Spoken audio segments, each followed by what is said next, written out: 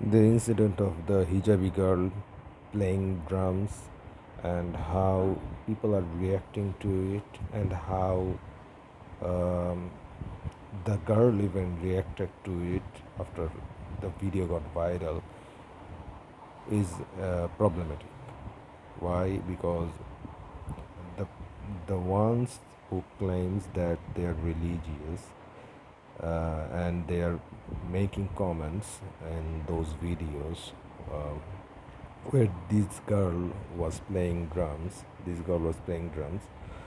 I think the words and language used to give her shubahat is problematic. We don't give dawah like that. I have seen people using curse, using very bad language for this girl, and this is not how we give dawah.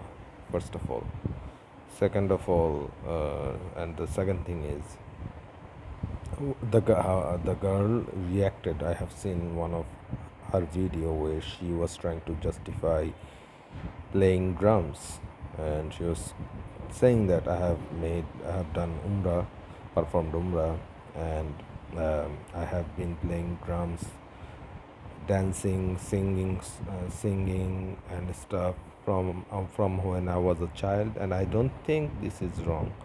The problem with this statement is we don't practice Islam based on what we think and what we feel right or wrong, because there are clear hadith from our Prophet which says that you are not um,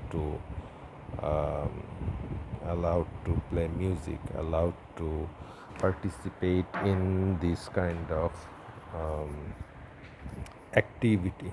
Music is haram. There is no doubt about that. Music is absolutely haram, and the hadiths are not ambiguous. That there are clear hadith that talks about music and playing this kind of instruments. You can go and check with any shaykh, any scholars. They are going to tell you that music is haram. You cannot deny these clear hadith. And another party who are trying to support this girl by justifying her action, stating or bringing up, referencing incidents like in Indonesia, or bands like Indonesia, bands like there are girls band, hijabi girls band in Indonesia uh, does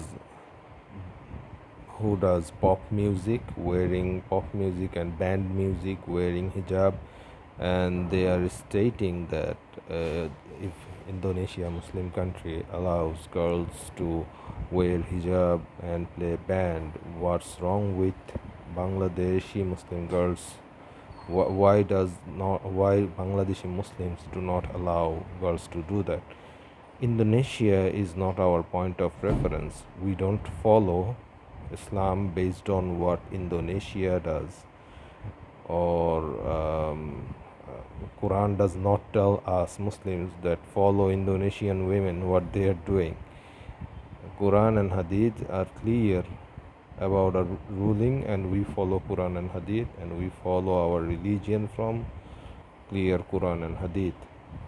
Allah subhanahu wa ta'ala said in the Quran, we have made your religion complete. We don't need Indonesia to tell us what we should do, and we don't need anyone to tell us what we should do. Even if Saudi Arabia right now allows music and says that from now on we are going to openly arrange concert and everyone is going to participate music, we are not going it will not make music halal, because we don't follow Saudi Arabia. We follow Quran, we follow Hadith, we follow how Islam was followed by our Prophet and his companions. That's it. Now, if you are a Muslim who is trying to justify the action, justify a haram into a halal, and if you think a haram action is halal, then that's problematic as well, because you are committing minor shirk. Some scholars do say that if you believe this, it is major shirk. So, um shirk is the most um, unforgivable sin you can commit within Islam. Allah subhanahu wa ta'ala will forgive every uh, sin except for shirk. So when you are doing this, you are placing yourself in a very risky situation. So I would recommend people who are trying to justify a halal thing into a haram thing into halal, to not do that, because it will it will make you exit your religion.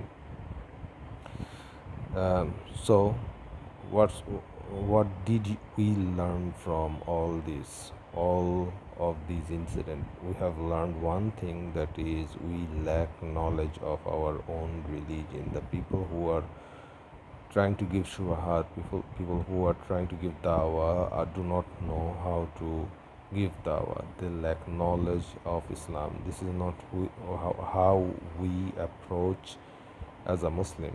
This is not how we tell people what they should do, what they shouldn't do. This girl just performed her umrah. Probably she doesn't know anything about Islam. Her knowledge of Islam is very low. When you make such statements and comments, she's going to she this will negatively affect her, and she is going to this kind of behavior will distance her from her religion, and this is why we shouldn't do that. And the people who are trying to make this situation as something that is acceptable, you can wear hijab and you can play drums and stuff, you can free mix, hang out with other men and do this is not acceptable as well. If you are a Muslim, then you shouldn't say stuff like this. When someone is giving shubahat or saying that this is haram, you should accept and say that yes, I'm trying to become a better Muslim. Don't argue, don't try to justify something which is haram. This is very risky, very dangerous. And we can go on and on about why Allah subhanahu wa ta'ala made music haram and why music is not halal. First of all, this is a clear command from our Prophet, and our Prophet forbidden us from participating in music. So we don't do that. As simple as that. The next thing is, if you are a practicing Muslim, you pray 5 times a day. You will know that if you listen to music, it is going to be very difficult for you to concentrate on your prayer. The antithesis of music is Quran. When you listen to Quran, your heart becomes pure. You feel your soul is getting purified. When you listen to music, your heart becomes blackened. Your heart turns in. Your heart gets corrupted.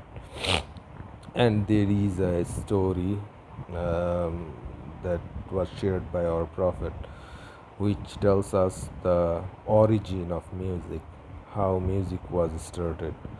The music was literally introduced by Shaitan to human, because when Shaitan was trying to introduce some stuffs, some ideas to human, which if he tried to introduce those ideas in a conversation, or with some other method, it would have been very difficult for him to make people follow those ideas. However, with the help of music, beats, music, and lyrics, it is very easy for them, for it became very easy for him to introduce those ideas. And this is true, this is true. If you go and look, how look, most of the modern music, the lyrics of the most of the modern music, you'll find lots of vulgar things, disgusting vulgar stuffs written on those lyrics. Some of them have black magic, some of them have shirk.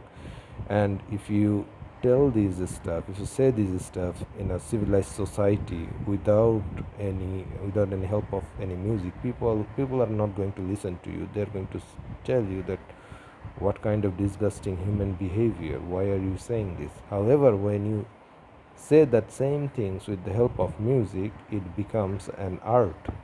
And people who usually won't agree with those ideas starts to accept those ideas because it's music, it's an art. So music is a very sly method shaitan uses to introduce new shaitanic ideas to human and corrupt the soul of people. I'll share probably two other videos with you guys under the comment section. I probably will add the shot of those videos. One of those videos will be um, from a musician who used to also practice black magic.